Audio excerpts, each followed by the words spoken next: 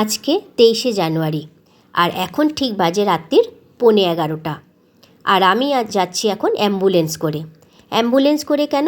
আমার শাশুড়ি মাকে আজকে কেপিসি থেকে ছুটি দিয়েছে। শাশুড়ি মা এতদিন কেপিসিতে ছিল, প্রায় 1 মাসের কাছাকাছি, 26 দিন মানে 1 মাসই মানে বলতে পারো। তা যাই হোক, আজকে ছুটি দিয়েছে। ছুটি দেওয়ার পরে এবারে ছুটি সকালে দুপুরের দিকেই দিয়েছিল, কিন্তু আমাদের যেহেতু মেদিনীপুর থেকে অ্যাম্বুলেন্স আসছিল, মেদিনীপুর থেকে আসতে আসতে রাত্রির 8টা বেজে যায়। তারপরে আমরা তাকে ডিসচার্জ করিয়ে সব কিছু রেডি করে বেরোতে আমাদের 10:30 বেজে যায়। এবারে 10:30 বেজে যায়, আমি তো কেপিসি থেকে বেরিয়েছি। আর এইটাতে এখন এই যে টালিগঞ্জ রেল ব্রিজ ছিল, টালিগঞ্জ রেল ব্রিজ ক্রস করে এখন এই যে পিজির কাছে, পিজির পাশে যে ক্রসিংটা, সেই ক্রসিংয়ে যেহেতু আমরা অ্যাম্বুলেন্স করে যাচ্ছি, সেহেতু সিগন্যালের কোনো প্রশ্নই আসে না, আমরা সোজা বেরিয়ে যাব। তাই গাড়িগুলো আমাদের সাইড দিয়ে দিচ্ছিল। এবার শাশুড়ি মাকে নিয়ে আমি এখন মেদিনীপুর যাব। আর মেদিনীপুর যেতে গেলে প্রায় আমার বাড়ি পৌঁছতে 3টে 3:30 বেজে যাবে। সকাল থেকেই পুরো হসপিটালটায় আজকে সারাটা দিন, 23শে জানুয়ারি, তার উপরে আজকে পড়েছে আবার সরস্বতী পুজো। কিন্তু আমার দম ফেলার সময় ছিল না আজকে। সকাল থেকে শুধু দৌড়াদৌড়ি, হসপিটালে সকাল থেকে চলে গেছিলাম, তার সব কিছু কাজকর্ম সেরে আবার বিকেল 4টের সময় বাড়ি এসে কোনো রকম একটুখানি খেয়ে আবার ছুটে তারপরে আবার সব তাকে রেডি করে দিয়ে তারপরে আমরা আবার বাড়িতে এসে বাইক রেখে আবার অ্যাম্বুলেন্স করে সোজা চলে যাচ্ছি মেদিনীপুরে তাকে ছাড়তে। আর এটা তো সবাই চেনো, সেকেন্ড ব্রিজের উপর দিয়ে এখন আমরা যাব। তবে কি জানো, রাত্রিবেলা যাওয়াটা খুব রিস্ক বলতে কি বলো তো, এখন তো ঠান্ডা আর কুয়াশাও বাইরে প্রচুর। তার উপরে এই যে দেখছি বড় বড় ট্রাকগুলো যেভাবে যাচ্ছে, মানে সত্যিই খুব ভয় লাগে রাত্রিবেলা যাতায়াত করতে, ভীষণই ভয় লাগে। তার উপরে সারাদিন তো পরিশ্রম, মানে শরীর পুরো মানে এতটাই ক্লান্তি যে আর ভালো লাগছে না। কিন্তু শাশুড়ি মা এখন মানে আগে যেরকম ছিল তার থেকে বেটার একটু আছে। তবে যেহেতু ব্রেন স্ট্রোক, তো কথাটাও ঠিকঠাক বলতে পারবে না, তাই জড়িয়ে আছে। তাই যাই হোক, সেই কথাটার মাধ্যমে যেটুকু বলতে পারছে সেই নিয়েই তাকে চলতে হবে আমাদের। এবারে দেখেছো বড় বড় ট্রাকগুলো, মানে কি বলবো, সাইড হর্ন মারছে, অ্যাম্বুলেন্সের গাড়ির সিগন্যাল দিচ্ছে, মানে যেটা বাজে সাইরেনটা, কিছুতেই এই ট্রাকগুলো সাইড দিচ্ছে না। এই ট্রাকগুলো ভীষণ জ্বালায় রাস্তায়। যাক, এবারে যাচ্ছি রাস্তায়, চলো ভিডিওটা দেখতে থাকো। আর ভিডিওর পরে কেমন হয়েছে তোমরা সবাই আমাকে কমেন্টস করে জানিও। আর একটা কথা, তোমরা হয়তো শুনে অবাক হয়ে গেলে যে অ্যাম্বুলেন্সটা মেদিনীপুর থেকে আসছে। মেদিনীপুর থেকে কেন আসছে আমি বলে দিই, কেননা মেদিনীপুর থেকে আমার বড় ভাসুর এসছে। আর তাই জন্যই ওইখান থেকে অ্যাম্বুলেন্স নিয়ে একদম সোজা কলকাতায় কেপিসিতে এসছে। আর কি বলো তো, মেদিনীপুরের অ্যাম্বুলেন্সটা কলকাতার থেকে একটু হলেও কম ভাড়া হয়, তাই জন্যই মানে ওখান থেকে বড় ভাসুরও চলে আসবে সেই অ্যাম্বুলেন্সে, আবার সেই অ্যাম্বুলেন্সেই চলে যেতে পারবো। ভাড়াটাও একটু কম হলো, তাকেও এক্সট্রা গাড়ি করে তাকে আলাদা বাসেও আর আসতে হলো না, সেও চলে আসতে পারলো ওই অ্যাম্বুলেন্সে। এটাই সুবিধা। আর যেহেতু ভাড়াটাও অনেকটাই কম, 3000-এরও বেশি নেয় এখানে নিচ্ছে, যেটা আমরা দেখলাম। তাই জন্য ভাবলাম ওখান থেকে নিলে আমাদের একটু কমও হবে, তাই ওইখান থেকে বড় ভাসুরও চলে আসলো। আর সুবিধাও হলো আমাদের। যে দেখতে দেখো সাঁতরাগাছির ব্রিজের কাছাকাছি, মানে সাঁতরাগাছির মানে যাওয়ার আগে যে ব্রিজটা পড়ে, ওখানটায় জানো বিশাল জ্যাম হয়। যতবারই গেছি মানে দেখেছি এই জায়গাটা ভীষণ জ্যাম। আর এই যে লরিগুলো এমন দাঁড়িয়ে আছে, আমাদের যে অ্যাম্বুলেন্স যাবে সেই যাওয়ার রাস্তাটুকু নেই। এই সামনের গাড়িটা মানে তখন আমাদের এই যে অ্যাম্বুলেন্সের সামনে যে লাল আলোটা এই যে জ্বলছে বারবার, সেগুলো দেখে ওরা মানে আমাদের পাস করে দিচ্ছে। কিন্তু সামনে তো গাড়িগুলো না এগোলে আমরা তো যেতে পারবো না। এই জায়গাটা সবসময় জ্যাম থাকে, খুব অসুবিধা হয়। আর এই ট্রাকগুলোর জ্বালায় তো এই অবস্থা দেখেছো তুমি, রাস্তাই পাবে না। এই সাইডটায় যে একদম রাস্তা নেই, মানে অ্যাম্বুলেন্সটা খুব সাবধানে নিয়ে যাচ্ছে। রাত্রিবেলা খুবই অসুবিধা হয়। আর মানে সবসময় একটা যেন এতে থাকি যে মানে চারদিক দেখছি, যে আমি তো সামনে বসে আছি, খালি এদিক ওদিক দেখছি যে কোথাও কিছু হচ্ছে কি না। এইবারে আমি এই ব্রিজে উঠে পড়লাম, সাঁতরাগাছির ব্রিজে। কোনো রকম তো পাস কাটিয়ে ব্রিজের ওপরে তো উঠলাম, কিন্তু ব্রিজে উঠে আরও সমস্যা। মানে একদিক থেকে তো এদিক থেকে গাড়ি আসছে, আর আমাদের গাড়িটা ঠিক ডান দিক থেকে, ওদিক থেকে যে গাড়িগুলো আসছে তার ওই দিক থেকে কাটাতে যাবে, মানে সামনের দিকে এগোতে যাবে। এদিকে তো রাস্তা নেই, মানে এদিকে তো ওই ট্রাকগুলো বড় বড় যাচ্ছে, কোনো রাস্তাই নেই। তা আমাদের অ্যাম্বুলেন্সটা চাইছে যে এই ডান দিক থেকে যাবে, আর সেই ডান দিক থেকে যেতে গেলেই দেখো যেভাবে ট্রাকগুলো আসছে আর আলো জ্বলছে, মানে বিশাল, মানে কি বলবো, আমার তো বিশাল ভয় করছে। তাই এই যেভাবে এই যে কাটিয়ে নিয়ে যাচ্ছে ডান দিক থেকে, মানে সবসময় একটা ভয় ভয় সারাক্ষণ দেখছি যে রাত্রিবেলা যাওয়াটা সত্যিই ভীষণ চাপের। দিনের বেলা হলে এতটা ভয় থাকে না, রাত্রিবেলা হলে ভীষণ ভয় থাকে। আর তার উপরেই সাঁতরাগাছি ব্রিজটা তো ভীষণই ভয় করে।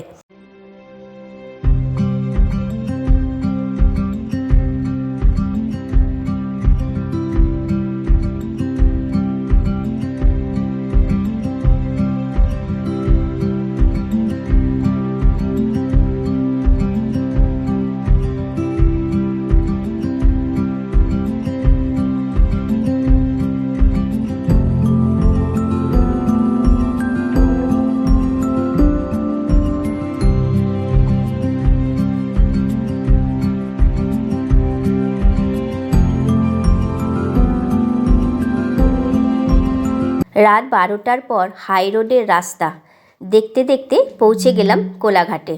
আর তোমাদের সঙ্গেও আমি শেয়ার করছি রাত্রির বেলার হাই রোডের রাস্তা দেখতে কেমন লাগে। কোলাঘাটে নেমেছি, কেননা এখন রাত্রিবেলার ডিনার সারবো আমরা। সারাদিন তো সেরকমভাবে কিছু খাওয়াও হয়নি, তার উপরে সঙ্গে যে আমাদের বড় ভাসুর আছে, সে তো সারাদিন কিছু খায়নি। যেহেতু মেদিনীপুর থেকে অ্যাম্বুলেন্স নিয়ে সোজা চলে এসেছিল, দুপুরেও আর কিছু খায়নি। তাই আমরা বললাম যে চলো আগে কিছু আমরা খাই। সেরকমভাবে তো সারাদিন দৌড়ঝাঁপ করে আমাদের সেরকমভাবে খাওয়াই হয়নি। এই যে আমরা বসে গেছি খেতে।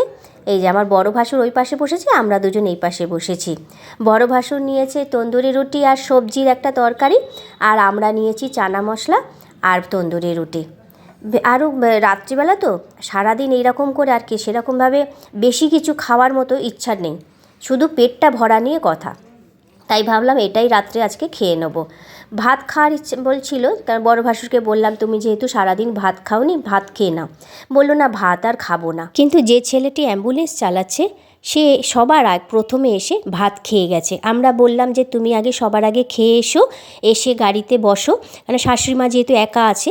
তারপরে ও খেয়ে গিয়ে গাড়িতে বসেছে, আর আমরা এদিকে তিনজন খেতে এসছি। আর এখন ঘড়িতে দেখো কটা বাজে, 12:35 বেজে গেছে।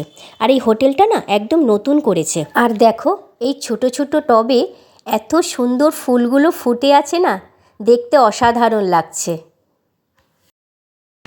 কোলাঘাটে রাস্তাগুলো, গাড়িগুলো কিভাবে যাচ্ছে,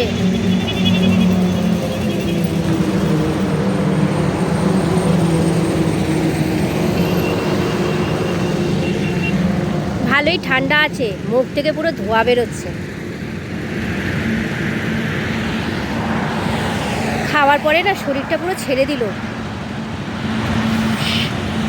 চোখ মুখের অবস্থা কি দেখো, মানে মানে কি বলবো। আজকে তো রাত্রে ঘুমই হবে না, আজকে রাত্রে জেগে।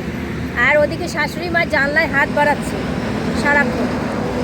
তাকে খাইয়েও দেওয়া হয়েছে, আগে আমরা শাশুড়ি মাকে খাইয়ে তারপরে আমরা খেতে গেছি জলের মধ্যে বিস্কুট গুলে, কারণ না কিছু তো খেতে পারবে না এখন, কিছু খাওয়ানো যাবে না রুটি বা ভাত।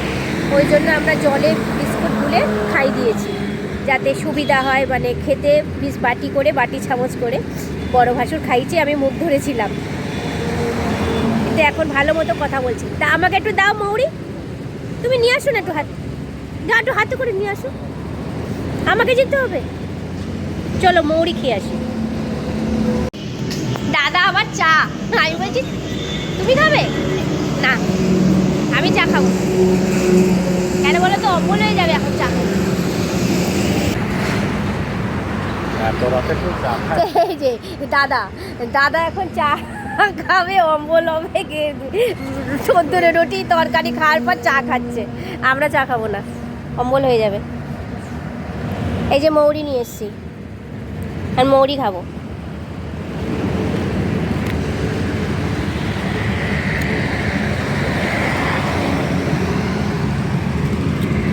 কি হাত বাড়াচ্ছ, কি হাত বাড়াচ্ছ?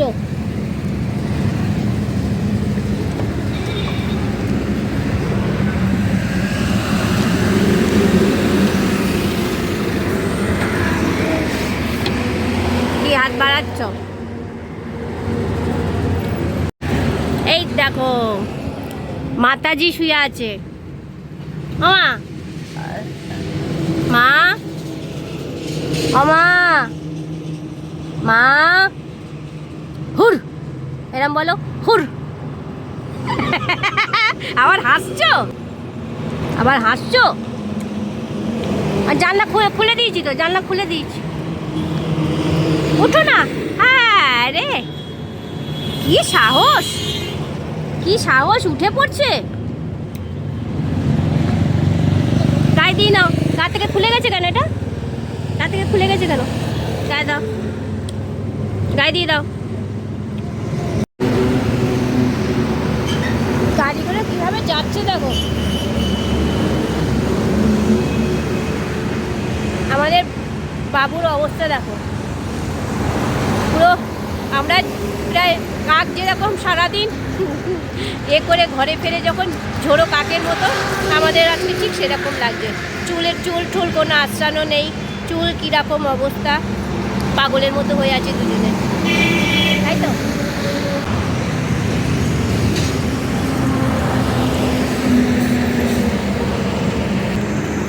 চলো এবার আমাদের গাড়ি ছেড়ে দেবে। এখন 1টা বাজে না, এখন রাত্রির পুরো 1টা বাজে। এইবারে আমরা আবার রওনা দেব। এখানে আমাদের সব কমপ্লিট হয়ে গেছে, দাদা চাও খাওয়া হয়ে গেল। এইবারে গাড়িতে উঠবো, একদম সোজা গিয়ে বাড়িতে গিয়ে নামবো। ওদিকে মার সঙ্গে কথা বলছে, মা এখন ভালোই কথা বলছে, কিন্তু একটু কথাটা জড়ানো, বুঝতে মানে অনেকক্ষণ টাইম লাগছে। চলো গাড়িতে উঠে বসেও পড়লাম। আর গাড়িতে বসার সঙ্গে সঙ্গেই অ্যাম্বুলেন্সের যে ছেলেটি, ও গান চালিয়ে দিয়েছে। ছেলেটা খুব ভালো আর কি, আর বাংলা গান, বেশ রাত্রিবেলা মানে হালকা করে গানটাও চলছে খাওয়ার পরে, ভালোই লাগছে শুনতে। আর এই গান শুনতে শুনতে চলে আসলাম নরঘাট ব্রিজে। এটা হচ্ছে নরঘাট ব্রিজ, রাত্রিবেলা হয়তো বোঝা যাচ্ছে না, কিন্তু এটা নরঘাট ব্রিজ।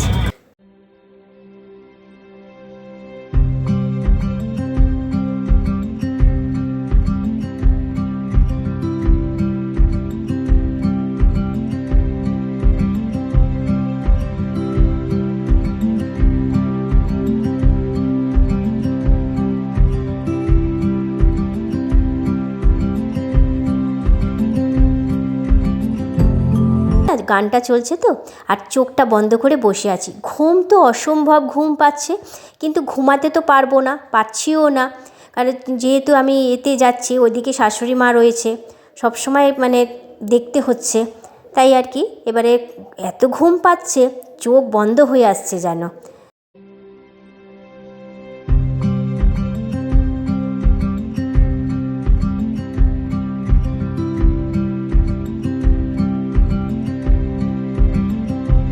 রাতের অন্ধকারে রাস্তা দেখতে দেখতে পৌঁছে গেলাম কাঁথি বাইপাস। আর আমাদের অ্যাম্বুলেন্স ডান দিকে টার্ন নিল।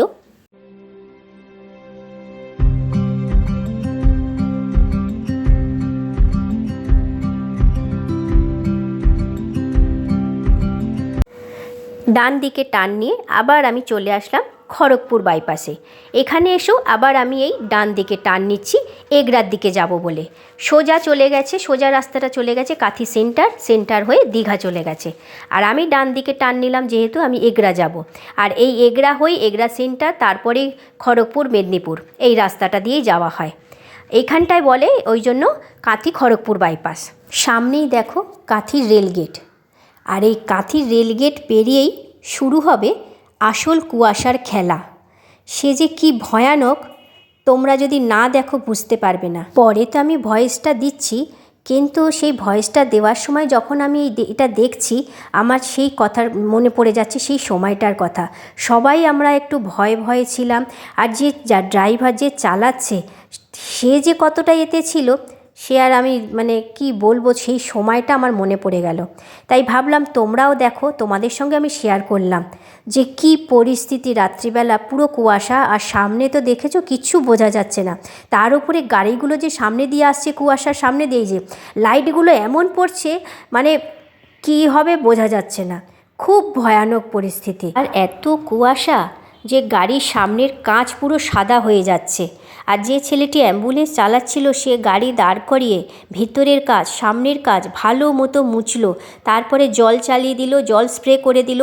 সেই জল স্প্রে করার পরে আর ওইটা চালিয়ে দিল যাতে কাঁচটা পুরো পরিষ্কার হয়ে যায়, সামনেটা ভালো মতো দেখা যায়। বারবার এই কাঁচ সাদা হয়ে যাচ্ছে। এত মানে ভয়ঙ্কর পরিস্থিতি। আমি তো সারাক্ষণ সামনে তাকিয়ে আছি, আর মানে এত ভয় করছে মনের মধ্যে, সে মানে মুখ বন্ধ করে বসে আছে। যেহেতু পাশে ছেলেটি চালাচ্ছে, সে কতটা এতে রয়েছে, টেনশানে রয়েছে যে ঠিকভাবে গাড়ি চালিয়ে কিচ্ছু, দেখো রাস্তা কিচ্ছু দেখা যাচ্ছে না, এমন ভয়ঙ্কর পরিস্থিতি। কাঁথি থেকে তো অনেক কষ্টে এই কুয়াশা পেরিয়ে আসলাম, কিন্তু আসার পরে তারপরে আরও কুয়াশার ভেতরে আমরা ফেসে গেলাম। মানে আমাদের গাড়ির অ্যাম্বুলেন্সটা এগরা অবধি যায়নি। এগরার আগে স্টপেজ একটা আছে, দোবাদি বলে একটা জায়গা আছে। সেই দোবাদি দিয়ে রাস্তা দিয়ে, সেই দোবাদিতে একটা রাস্তা চলে গেছে, ওই রাস্তা দিয়ে ঢুকে গেলে আমাদের বাড়িটা সামনে পড়ে। আর আমরা যদি এগরা অবধি যেতাম, এগরা থেকে আবার বাঁদিকে টার্ন নিয়ে দীঘা মোড় দিয়ে বাঁদিকে টার্ন নিতে হতো আমাদের। তা আমরা এটা দিয়ে গেলে আমাদের একদম সোজা বাড়ির সামনে পৌঁছে যাব। এবার সেই জন্যই আমাদের অ্যাম্বুলেন্সের ড্রাইভারটা এটা দিয়েই ঢুকলো, কিন্তু ঢুকে পুরো ফেসে গেছে। মানে এমন অবস্থা, এই রাস্তাটা আরও অসম্ভব কুয়াশা, মানে এই রাস্তায় গাড়ি চালানো যাবেই না, এমন খারাপ পরিস্থিতি। তাই জন্য আমি এই জায়গাটায় সাউন্ডটাকে আমি অফ করিনি, যাতে তোমরাও বুঝতে পারো যে গাড়িটা কীভাবে ও চালাচ্ছে, থেমে থেমে চালাচ্ছে। তার মধ্যে দেখো এই কুয়াশায় একজন বাইক চালিয়ে যাচ্ছে, কী পরিস্থিতি। তো যাক, আজকের মতো এই ভিডিওটা এখানেই রাখবো। দেখা হচ্ছে পরের ভিডিওতে। ভিডিওটা কেমন লাগলো তোমরা সবাই কমেন্টস করে জানিও। ভালো লাগলে একটা লাইক করে দিও। সবাই ভালো থেকো, সুস্থ থেকো। আর আমার বাড়ি পৌঁছতে আর 5-7 মিনিট লাগবে।